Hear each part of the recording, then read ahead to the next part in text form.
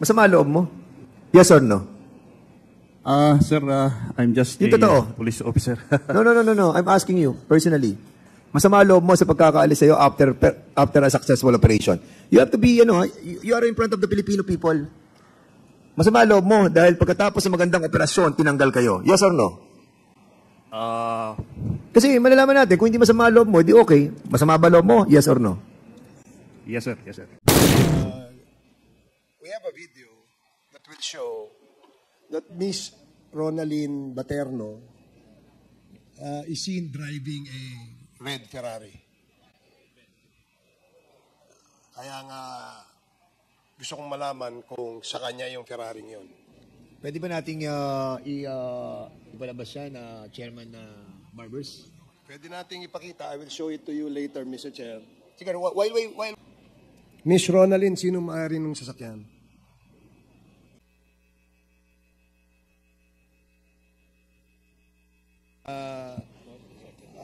The vehicle that she was driving is apparently, sinong may-ari ng vehicle? Mr. Cruz po. Mr. Cruz. Name. What's the full name of Mr. Cruz? Roberto Cruz po. Roberto Cruz. Anong relationship mo kay Mr. Roberto Cruz? Parang friends lang po.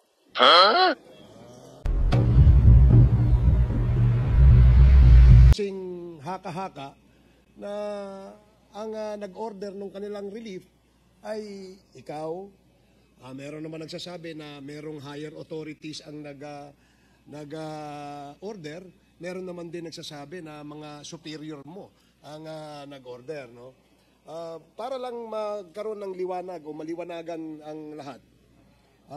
Pwede ba sa pagkakataong ito, pakisabi nyo, sino ang nag-order ng relief ng mga taong yon?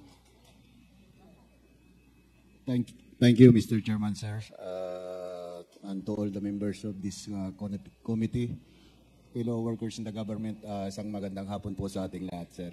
Sir, thank you for this opportunity to clarify doon, sir, sa mga pagka-relieve ng mga tropa natin, sir, sa CIDG. On the part of Colonel Alejandro, ako po, sir, yung nag-relieve sa kanya, but nasabi naman ni Colonel Alejandro na before the operation in Bamban was conducted, he was already informed of the impending reshuffle. Nasabi na po yun ni Colonel Alejandro. Actually, hindi lang po si Colonel Alejandro yung na-relieve nung yung reshuffle ay naganap. 6 po sila na regional chief. At yung sinasabi nila, sir, na wipe up yung tao ni Colonel Alejandro, actually, 2 lang po yung official na na-relieve.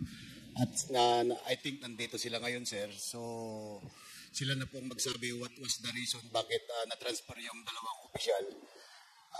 I think I submitted already to the committee secretariat regarding the reasons pagka-relieve ng mga sinasabi nilang na-wipe out doon, sir, sa Region 3 nung pagkatapos ng operation, sir, sa Bamban. Another thing, sir, hindi po na-dismiss po yung kaso or RFI as was previously mentioned. Actually, sir, yung kaso ay nag-prosper at lahat ng mga suspect na napailan ng kaso ay na-issuehan po ng warrant of arrest. On the part of Colonel Buyakaw, which was another operation conducted after a year, 2024, I received a memo coming from TDPRM as I presented in the previous hearing, memo from Directorate for Personnel and Records Management directing me as the director of the CIDG to replace Colonel Buyakaw, Your Honor, sir. Kanino ho galing yung order, General? TDPRM, sir, Directorate for Personnel and Records Management, sir. So, sino po ang head niyan? It was, the OIC din was General Bakay, sir. Okay. Sige, thank you, General Karamat. Kay General Bakay. Thank you, Your Honor, sir. General, sa'yo pala galing yung order. Yes, Mr. Chair. Magandang hapon po, Mr. Chair. Is that because you intend to reshuffle or there was a pending reshuffling of your men? Kaya nyo in-implement yung relief ng mga taong taga-CIDG? Mr. Chair, order to install Colonel Ana, necessarily relieving Colonel Buyako, came from our Chief PNP. As a matter of fact, I wanted to attend, Mr. Chair, to explain why there was a relief. The difference of time between the operation in Banban led by Colonel Buyaka was 1 month, Mr. Chair. March 17, yung order ko po. Yung memo ko was April 17. There's a 1 month lull. Meaning when General Marbil took over, during the operation, Mr. Chair, kaya po nabanggit ko si General Acorda noon because it was during his time nung nagawa yung operation sa Bamban led by Colonel Buyako. It was during the time of General Acorda. Nung pinarelieve si Colonel Buyako, Mr. Chair, was the time of General Marbil. And nabanggit din po kanina ang position ng RFU NCR Director. Usually, ang choice ng Chief PNP ang inuupo po dyan. Perhaps even General Acorda can attest to that yung nilagay niya as the RFU NCR, Colonel Buyako, was his choice. The same is true with General Marbil, our current Chief PNP. Si Colonel Ana ang gusto niyang maging director ng NCR RFU. It has nothing to do with the operations in Bamban led kay Colonel Buyako a month before, Mr. Chair. I hope that's right. Okay. Thank you, Mr. Chair. Salamat, General. Nandito po ba yung mga na-relieve? So, sa second round, Mr. Chair, I'd like to manifest my interest to ask questions later. May I interject? Andiyan ata si Colonel Buyakaw. Andiyan ba si Colonel Buyakaw? Colonel Buyakaw, can you sit here? Baka we can ask him question na para at least in relation to what you're asking.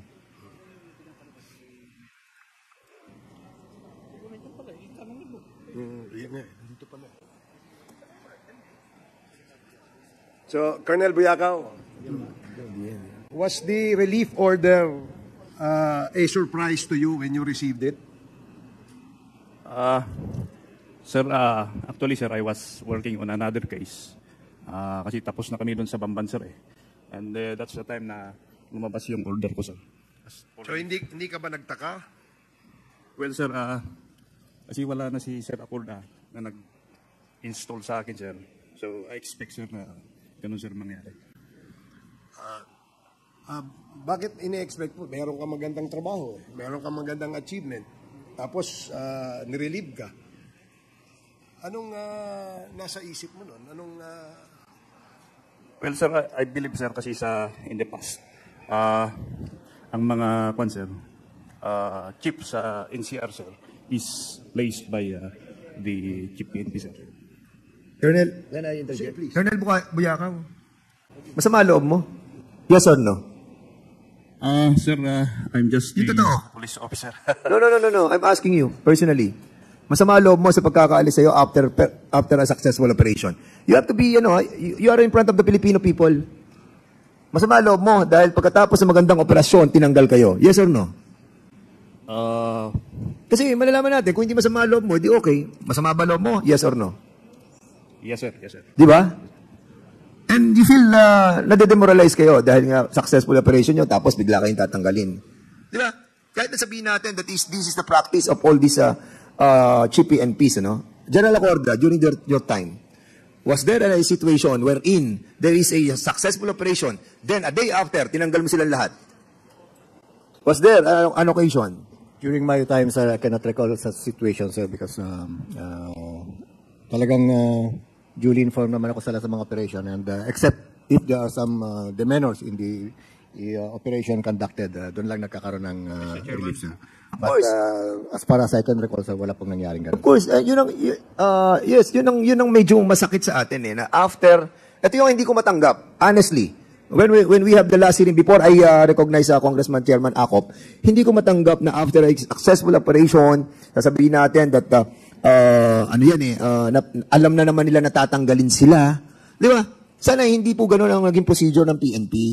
And as a matter of fact, marami sa inyo na na-demoralize dahil nga inilipat sila. Let's accept it. Ayan, katulad si Colonel Buyakaw. Sinasabi niya, di ba? Personally. Di ba? Masakit.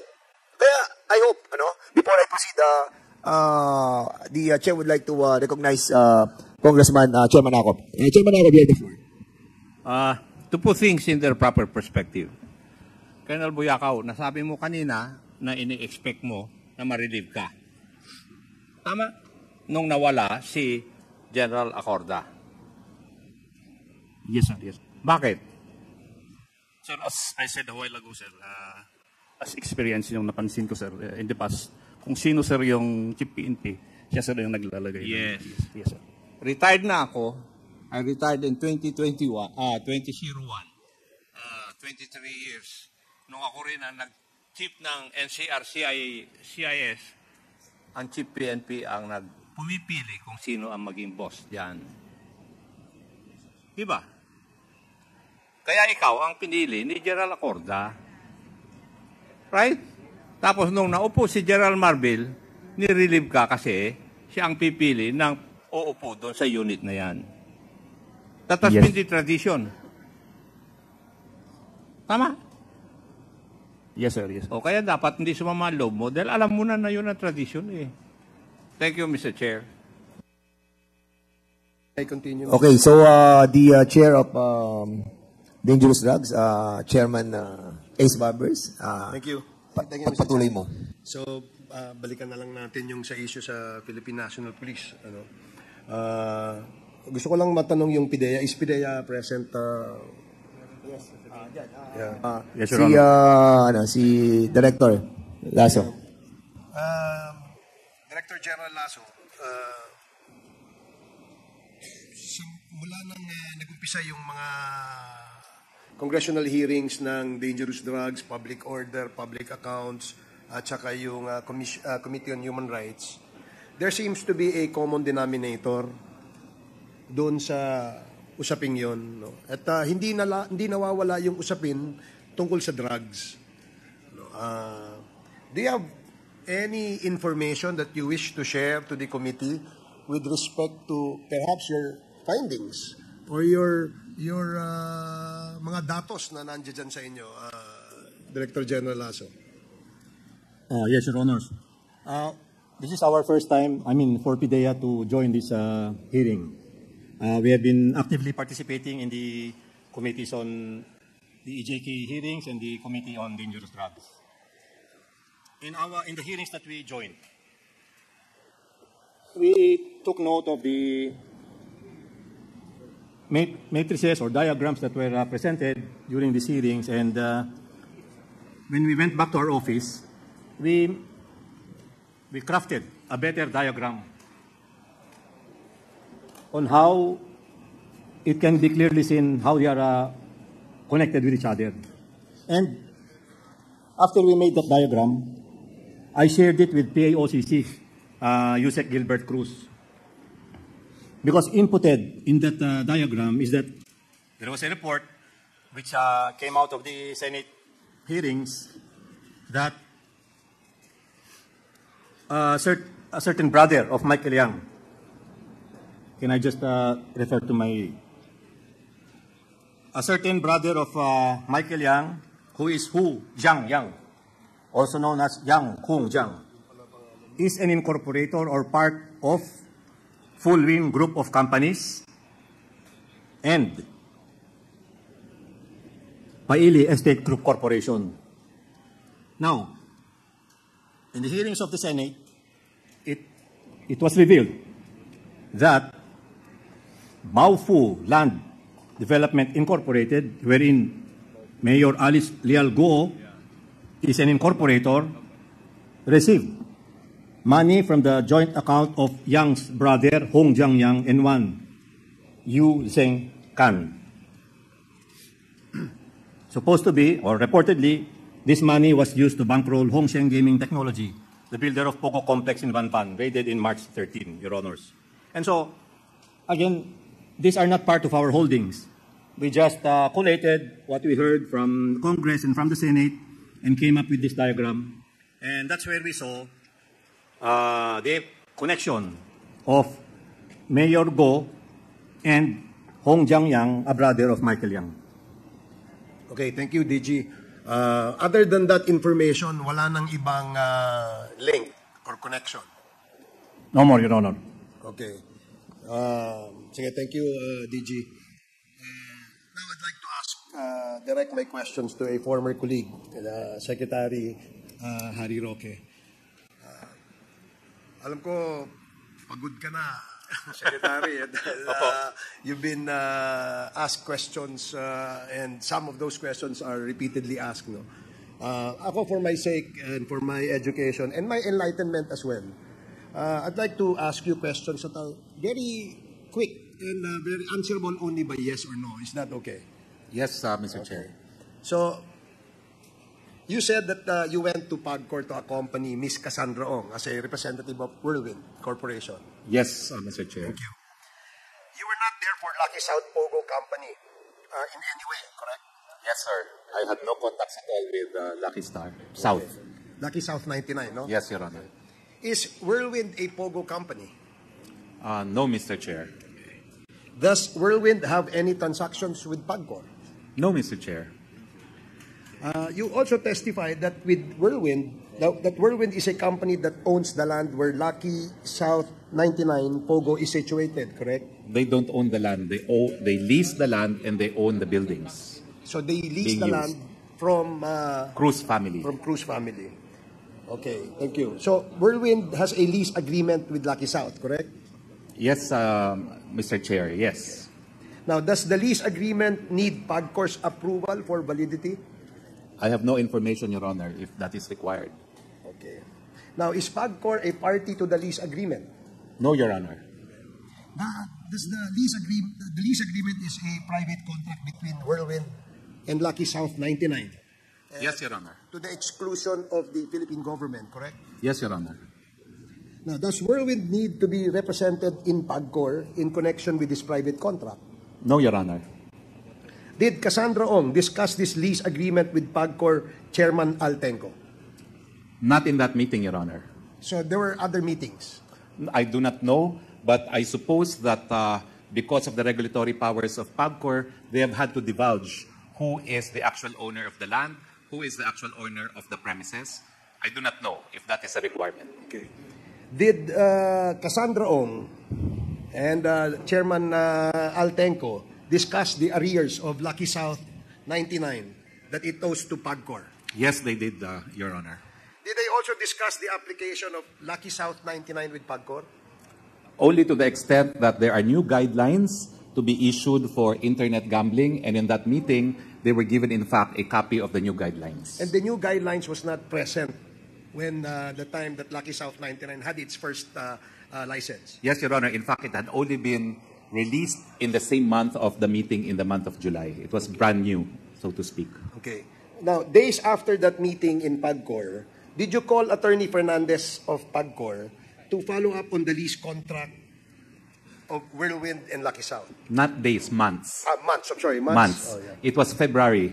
February when I asked for what other lacking documents were required. So it was around February, if I'm not mistaken, Attorney Jensen. And it wasn't a call, it was just a text. Okay. Did you call Attorney Fernandez several times to follow up on the application of Lucky South with PAGCOR? No, Your Honor. Once I called to relay the message that Lucky South had hired a lawyer to prepare a requirement, MTPP, and then a third time I texted to ask what is the status of the application. Okay. So, sabi mo rin na Secretary Roque na wala ka ring alam kung bakit sa records ng Lucky South 99 na na-retrieve ng PAOCC, nakalagay ang iyong pangalan bilang isang legal counsel. Yes, that's correct. That is correct, Your Honor. Okay. Now, did you initiate the filing of a case against the Lucky South 99 for including your name without your consent? No, Your Honor, because the first time I found out about it was in the Senate hearing, which was only last month. And I believe that after the PAOCC raided the Lucky South 99, and upon discovery of this document, they came out with a press statement, press conference, showing that there is a document which bears the name of Attorney Harry Roque there. You're not aware of that? I was aware of my name in the Senate hearing. It was Senator Risa Ontiveros that brought it out, okay. Your Honor. Salamat, Secretary Harry Roque. And I also remember that you mentioned in both hearings, both in the Senate and in the House, that you used to stay in that house in Tuba, Benguet. Yes, Your Honor. Okay. The Tuba house in Benguet is owned by PH2 Corporation. Yes, Your Is that Honor. correct?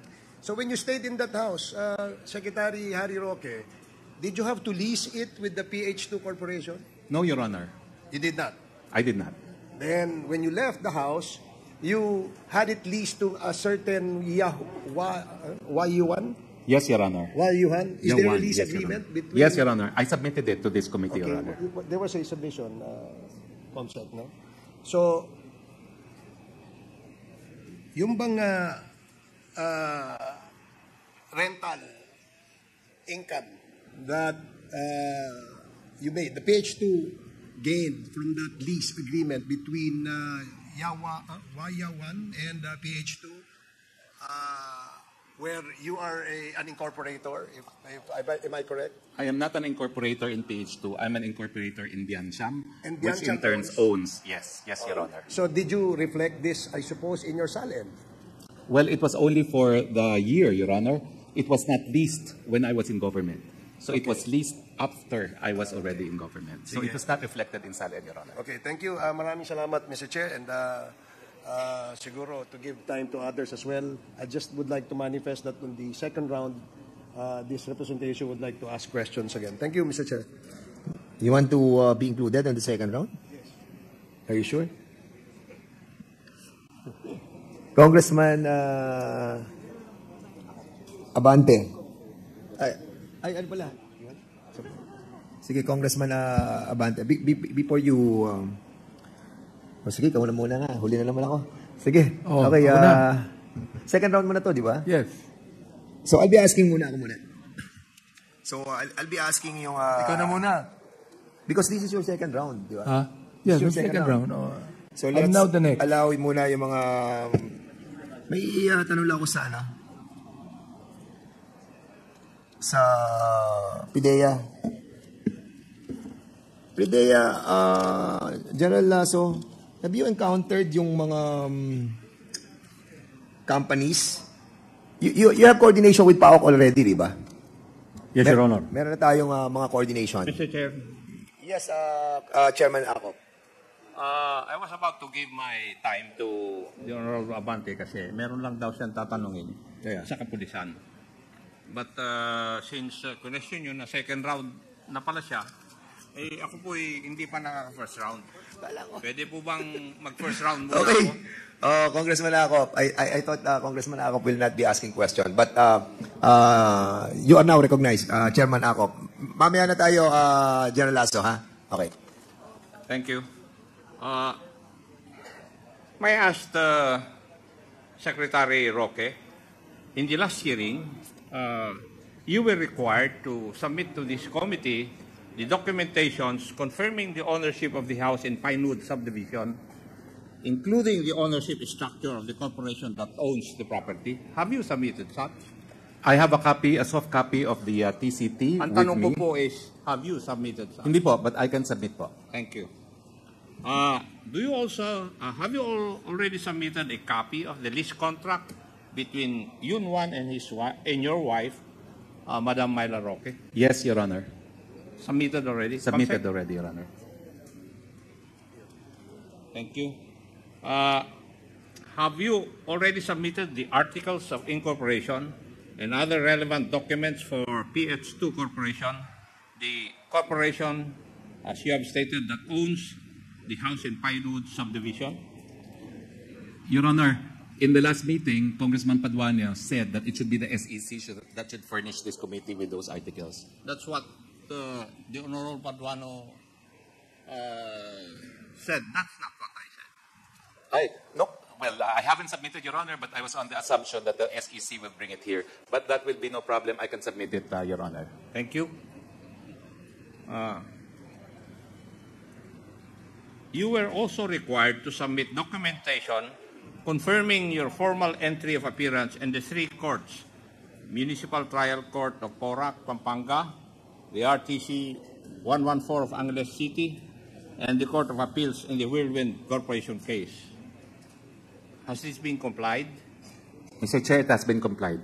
It has been complied. Yes, Your Honor. Now, may I know, Secretary Roque, when did Whirlwind Corporation get you as their lawyer? Formally for the ejectment case in the month of August of 2023, Your Honor. 2023. So in other words, it's because of the ejectment case. Yes, Your Honor. Did you know that in the past, before you were taken as counsel, your friend, Miss Catherine Cassandra Ong, was part of Whirlwind Corporation and later on was also part of Lucky South 99? I knew, Your Honor, that she was part of Whirlwind, and after our meeting with PAGCOR, she became representative of Lucky South for PAGCOR as well. So, kayo po ay isang abogado. Ano po yung conclusion nyo ron? Ang conclusion ko po, kilala ko siya bilang empleyado talaga ng Whirlwind. Kasi, pero matagal ko na po... alam nyo rin po na empleyado rin siya ng Lucky South. Hindi naman po, kasi nung nag-meeting po kami, doon lang siya naging representative ng Lucky South. At ang alam ko nga, hindi ka naman kinakailangan maging stockholder or officer ng licensee para maging representative, gaya po nung pinalitan niya na si Dennis Cunanan, na hindi naman po officer at hindi rin po stockholder ng Lucky South. So you're not aware of the sublease agreements between Whirlwind Corporation and Lucky South 99, and there were 2 sublease agreements. Are you not aware of this? Hindi po, nung nag-file po kami ng entry of appearance sa ejectment, kasi ang kaso po na ejectment ay sa panig po ng mga Cruz at sa panig ng Whirlwind. So ang nagkakasuhan po ay Cruz and Whirlwind, hindi naman po kasama sa kaso ang Lucky South. So yung kasong hinawakan ko lang po is kaso ng Cruz at ng Whirlwind. Yeah. Did you file a manifestation in court para po may quash yung warrant, search warrant, at saka para makuha yung mga documents doon po sa raid sa Lucky South 99? Opo, may mga dokumento po ako doon na protektado po ng batas, yung mga bank documents po na ibinigay ko sa aking staff na nakitira doon sa Porac na naisa publiko po, at nakita ko nga po sa TikTok na naisa publiko yung mga dokumentong yon. So nag-file po ako ng motion to quash para maibalik po yung mga dokumento. Ang sabi po nyo, mayroon po kayong mga privileged documents na nandun sa... Saan po? Doon po sa renade na lugar sa Porac. Saan po specifically? Doon sa place ng Pogo Hub. Doon po sa pag-aari ng Whirlwind po.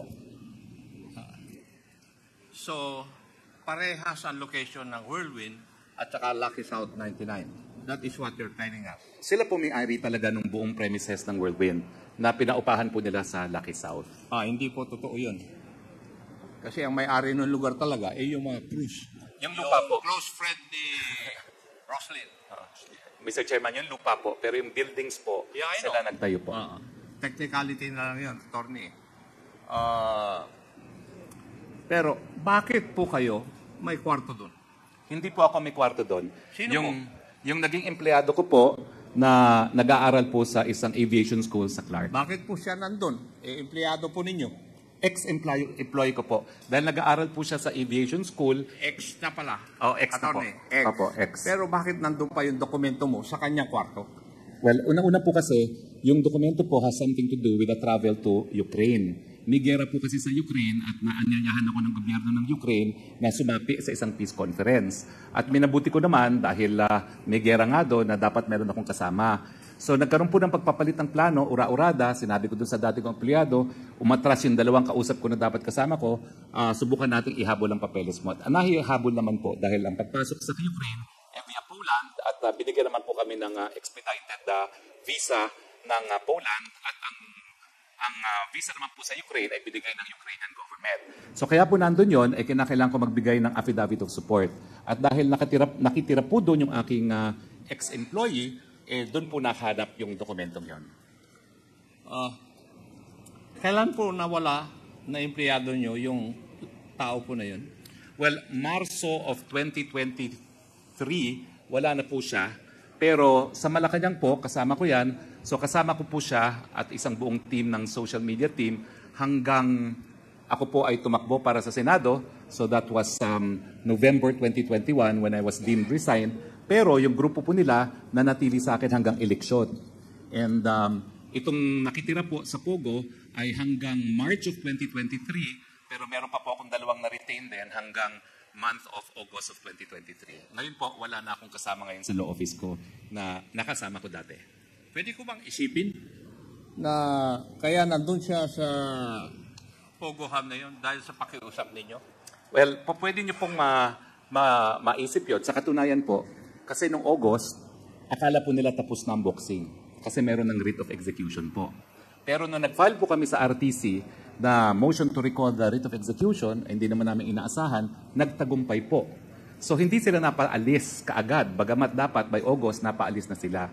So parang tinanaw naman po nila ng utang na loob na hanggang ngayon po, hindi pa sila napapaalis doon, no? Dahil nagpunta naman kami sa Court of Appeals. At siguro po, tumanaw rin ng utang na loob at pinagbigyan yung aking dating tao. So, kayo po ang nakiusap? Hindi po. Ang nag-usap po talaga ay yung empleyado ko at saka si Cassie Ong. Paano sila nagkakilala? Well, nagpulong po kami matapos po ang isang pagbibista dyan So, po sa... kayo po ang nagpakilala? Ako po nagpakilala. Yes. Ako nagpakilala. Thank you. Mr. Chair, may I go to...